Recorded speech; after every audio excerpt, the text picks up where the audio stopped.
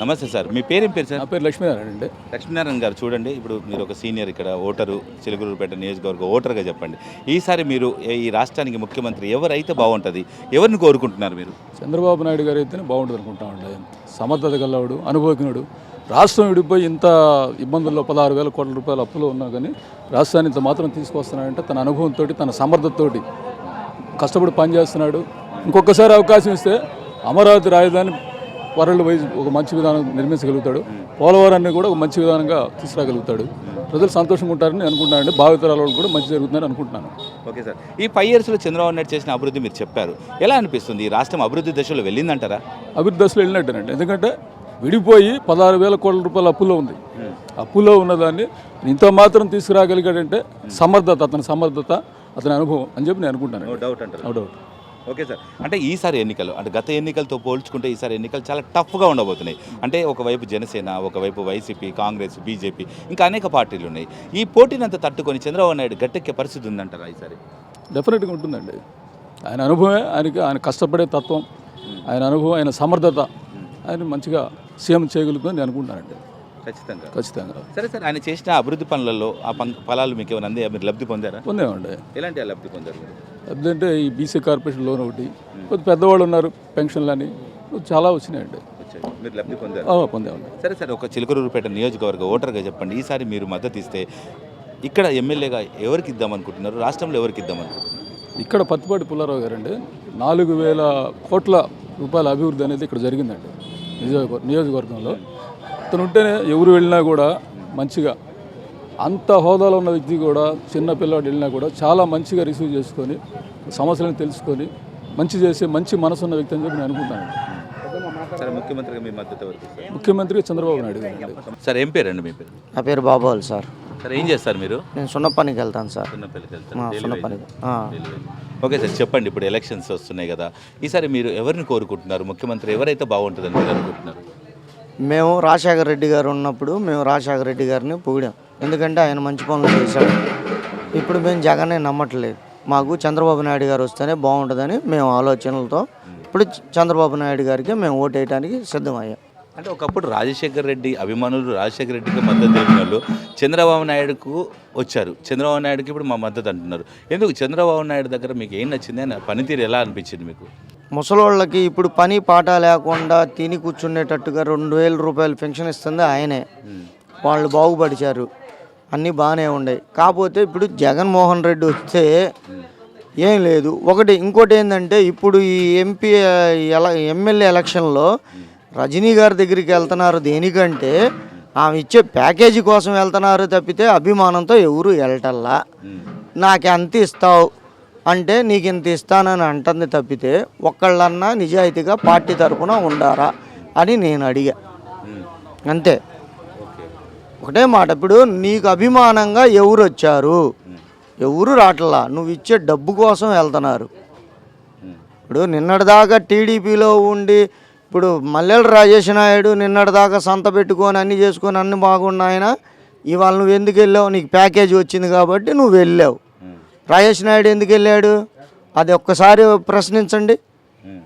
నేను అడుగుతున్నానండి, ప్రశ్నించండి. రాజేష్ నాయుడు ఎందుకు వెళ్ళాడు?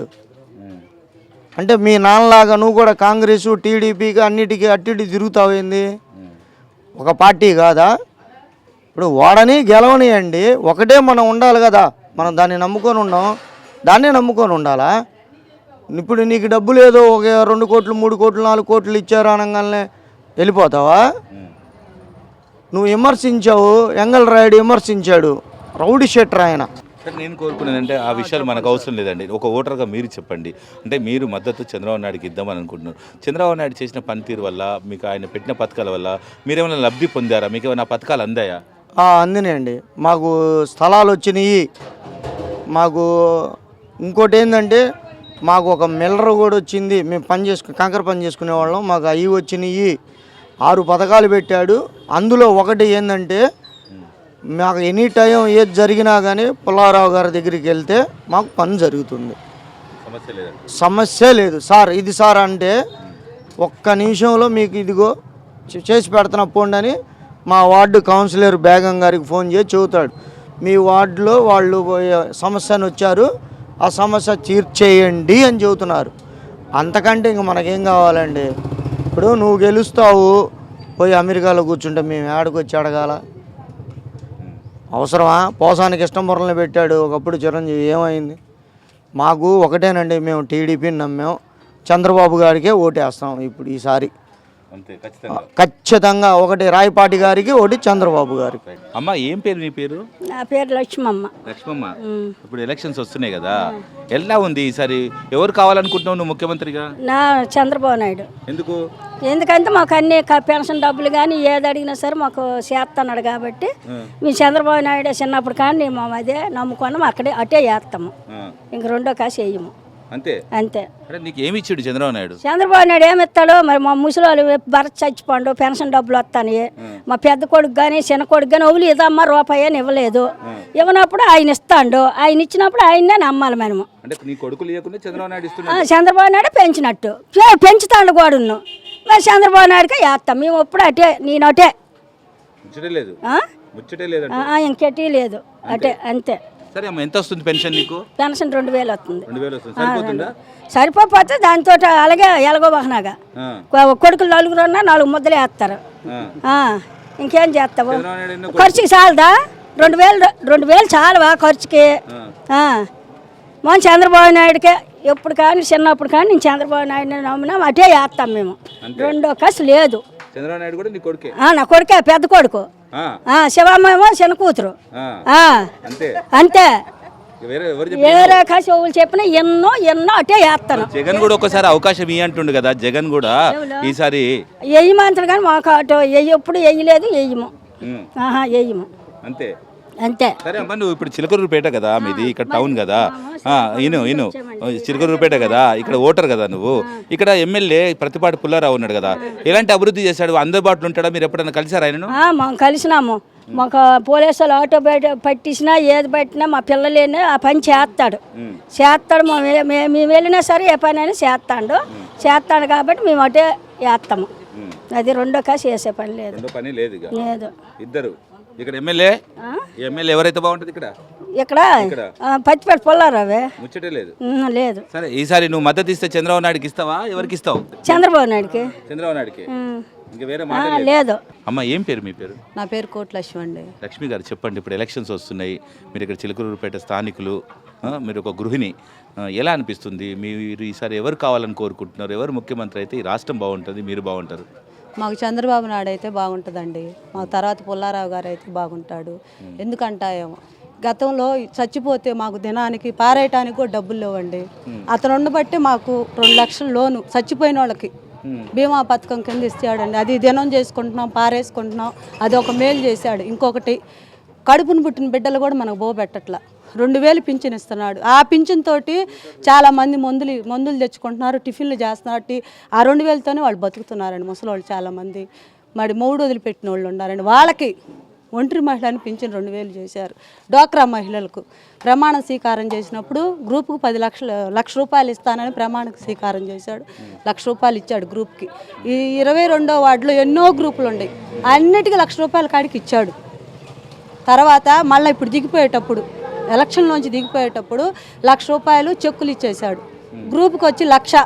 ఈ వార్డులో ఉన్న గ్రూపులు ఏ వార్డులో లేవు మాకు. ఆయన అంత అభివృద్ధి చేశాడు.